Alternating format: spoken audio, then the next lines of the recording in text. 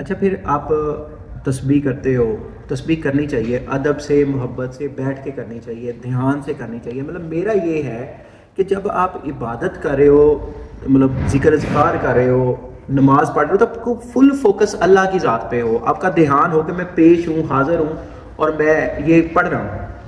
اور اسی طرح جب آپ کھانا بنا رہے ہو، آپ اسکول کا پڑھ رہے ہو، آپ بیگ لے کے ادھر آ گئے ہو، آپ کالج کا پڑھ رہے ہو، آپ یونیورسٹی کا کام کر رہے ہو، میں آپ کو جو ہے وہ سکلز سکھا رہا ہوں، تو میں اپنی عبادت کر رہا ہوں. یہ بھی ایک عبادت ہے. نہیں سمجھ آ رہی آپ لوگوں کو؟ یعنی کہ دنیاوی کام بھی کرنے اللہ کی رضا کے لیے، یہ بھی ایک عبادت، یہ ہماری ڈیوٹی ہے، یہ کرنے ہی پڑنے.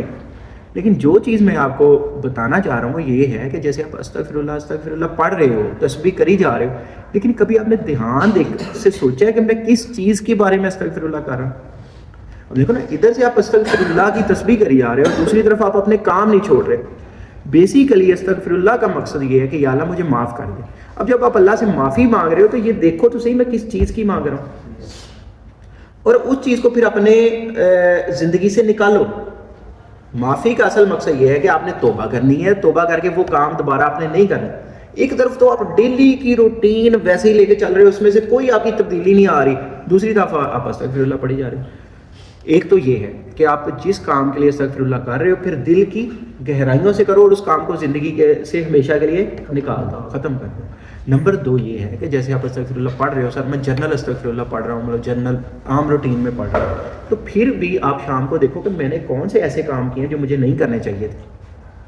وہ چھوڑنے بھی تو ہیں نا، کہ مطلب ساتھ گالیاں بھی ادھر بچے دے رہے ہوتے ہیں، جو الٹی باتیں کر رہے ہوتے ہیں، پتہ نہیں کیا کیا کر رہے ہوتے ہیں، ساتھ آپ وہ تسبیح کری جا رہے ہو. ٹھیک ہے آپ کرو، لیکن استغفر اللہ اس حساب سے کہ اللہ مجھے معاف کر دے اور اس غلطی پہ مجھے معاف کر دے، میں دوبارہ یہ کام نہیں کروں گا.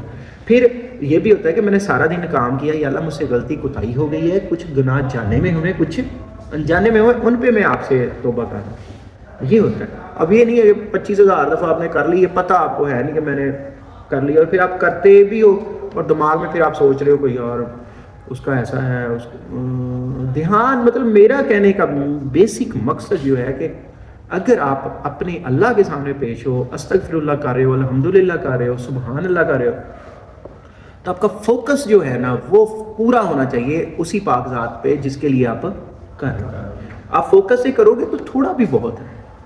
مطلب میں کوئی عالم دین نہیں ہوں، میں کوئی مفتی نہیں ہوں، لیکن جو چیز میں نے سیکھی ہے وہی میں آپ کو بتا رہا ہوں. اور اگر یہ چیز آپ کسی عالم دین سے اور مفتی صاحب سے پوچھیں گے تو آئی ہوپ سو کہ ہی ول ایگری ود.